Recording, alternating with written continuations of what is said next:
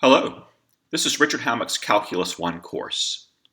This is the second part of Lecture 18, Lecture 18b, on a technical issue called differentiability. From a practical point of view, this is not something that you'll have to work with every day, but it is a significant background issue that you need to be aware of. I'm going to motivate this topic with two examples, and these two examples will lead to a definition. Both of these examples are intended to illustrate that the domains of a function and its derivative may be different. In the first example, example 1, think about the function f of x equals the cube root of x. And you're familiar with the graph of this function. It looks like this. And we're going to look at the derivative of this function. And remember, the derivative gives us slopes of tangent lines. And if you think about the tangent line slopes to f of x, starting, say, right here, that slope is positive. And look at x increasing, getting bigger and bigger, moving up the x-axis. Notice that the tangent line slope is getting bigger. And an interesting thing happens right here at x equals 0. That tangent line turns vertical. Its slope is undefined. And continuing, it lightens up. It's still positive slope, as illustrated. So the derivative, f prime of x, gives us the slope of that tangent line, which is always positive, except right there at x equals 0, where it looks like the slope is undefined. So something interesting is going to be happening to the derivative at x equals 0. So let's compute the derivative and look at it. For f prime of x, let's see, why don't we write f of x as a power, so we can use the power rule. F of x is x to the 1/3. So f prime of x by the power rule is 1/3 x to the 1/3 minus 1, or x to the minus 2/3. And we'll bring that negative exponent down to the bottom and convert back to a radical. So f prime of x is 1/3 cube root of x squared. Now look at that. The first thing you'll notice is that the cube root of x squared is positive. So this fraction, no matter what x is positive, which made sense because these slopes were positive wherever we looked, except at x equals 0, remember? And look what happens when you do f prime of 0. You get 1/3 cube root of 0 squared. You're dividing by 0, and that's undefined.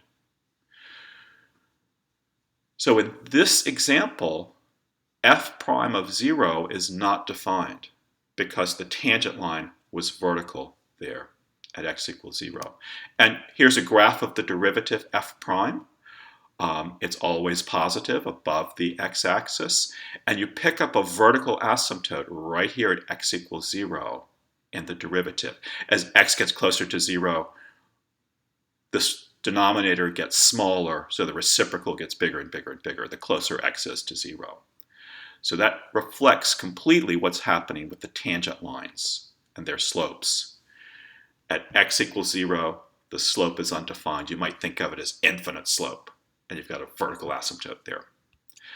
So the takeaway from this example is we have a function f of x, the domain of which is all real numbers. But when we look at its derivative, f prime of x, its domain is all real numbers except 0. So the domain of f and f prime are different. Any point x that has a vertical tangent line for f of x will not be defined in the derivative. Let's look at another example. Again, in example 2, I intend to illustrate that the domains of a function and its derivative might be different. And in this case, let's look at f of x equals the cube root of x squared. Remember, previously we looked at just the cube root of x. Now it's the cube root of x squared. And I'm going to draw a graph of this down at the bottom. To draw the graph of the cube root of x squared, you might want to start with the graph of y equals the cube root of x, and then you're going to square that, and that's going to have the effect of squaring all the y values, so these negative ones will turn positive. If you do that, here's the graph of y equals f of x equals the cube root of x squared. It looks something like this. I'll get rid of the dotted graph. There we go. So in this function, at x equals 0, something really interesting is happening. There doesn't seem to be a tangent line there at all. Up close, this graph doesn't look like a straight line right there at x equals 0. It looks more like a V, not a line at all. And at other values of x, you might imagine there's a tangent line, but something strange is going on right there at x equals 0. And let's get to the bottom of it. We're going to compute the derivative now of f of x, so let's write it as a power, as we did before. So using the power rule, f prime of x is 2/3 x to the power of 2/3 minus 1. And that simplifies to 2/3 x to the power of 1/3. Let's convert to a radical. So there's our derivative. F prime of x is 2 over the cube root of x.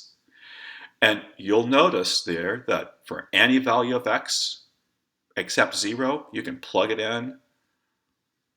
You'll get a value. If x is negative, 2/3 cube root of x will be negative, which makes sense. The slopes are negative here.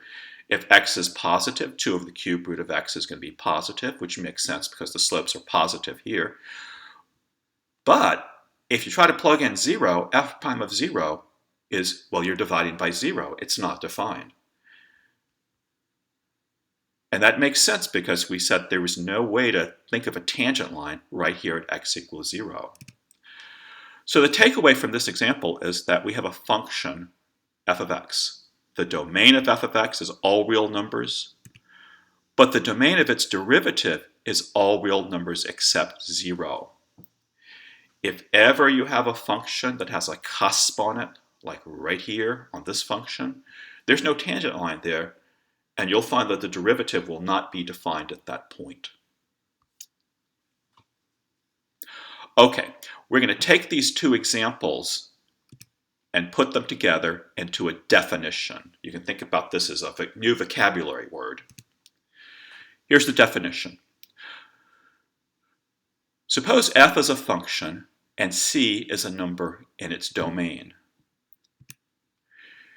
If f prime of c exists, then we say that f is differentiable at x equals c. Otherwise, we say f is not differentiable at x equals c.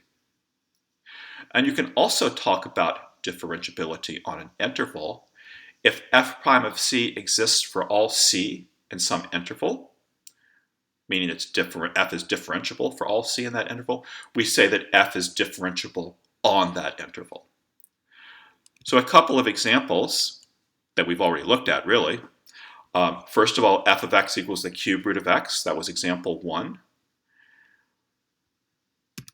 That's not differentiable at x equals 0 because f prime of 0, remember, was not defined. There was a vertical tangent there. But any other value of x is okay. F prime of x exists as long as x is not equal to 0. So this function f is differentiable on the interval from negative infinity to 0, and then also from 0 to infinity. Another example, this is really just example 2 from the previous slide. F of x equals the cube root of x squared. Remember, its graph looked like this. F prime of 0 was not defined. There was no tangent line right there at x equals 0. So f is not differentiable at x equals 0. But as long as x is not equal to 0, f prime of x does exist. So we would say f is differentiable on the interval from negative infinity to 0 and 0 to infinity. As you go through this course, from time to time, we'll talk about a function being differentiable, and this is what we mean.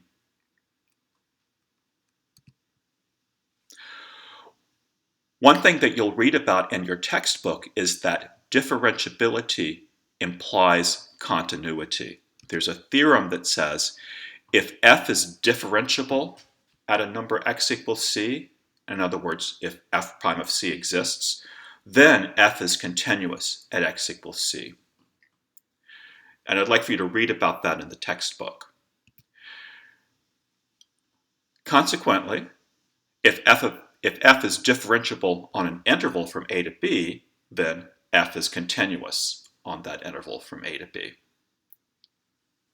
And this kind of makes sense because if you think about a function being differentiable at a point, its graph looks like a straight line up close, a non-vertical line up close, and that would be like a smooth, unbroken curve. You'd expect continuity at c at that point. One takeaway from this is that if f is differentiable at c, that it's continuous at c, that also means that if f is not continuous at c, no way could it be differentiable at c. So f not continuous at c implies f is not differentiable at c. Combined with the examples that we looked at earlier today, you can see now that there are 3 ways f could fail to be differentiable at c. And I'll illustrate these with this graph down here. First of all, f might have a vertical tangent at c. Like right here, the tangent is vertical. That tangent line has undefined slope, so f prime of c, which is supposed to give the slope, can't be defined. The second possibility is that f might have a cusp at c. Right there, and there's no tangent line, so f prime of c will not be defined, so f is not differentiable at c. And finally, our observation up here is that if f is not continuous at c, like where there's this break, then the derivative is not going to exist. F will not be differentiable at c. So there's 3 ways here that you could fail to be differentiable at a number c. In terms of the shape of the graph, if you looked at this with a magnifying glass up close at x equals c, right here with this vertical tangent, that graph would look just like a vertical line with no slope or undefined slope.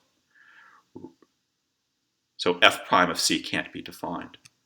Right here, up close, the graph doesn't look like a line at all. There's no tangent. It looks like a V. And right here, the graph looks like half of a line. It's not a full line. So there's no tangent there. And f is not differentiable at that point. But any other point that you pick on this particular function, like maybe right here, if you look at that, that graph looks like a straight line up close. And f is differentiable at that point. So the takeaway from all of this is that f differentiable at c means that up close, the graph looks like a non-vertical line, like this.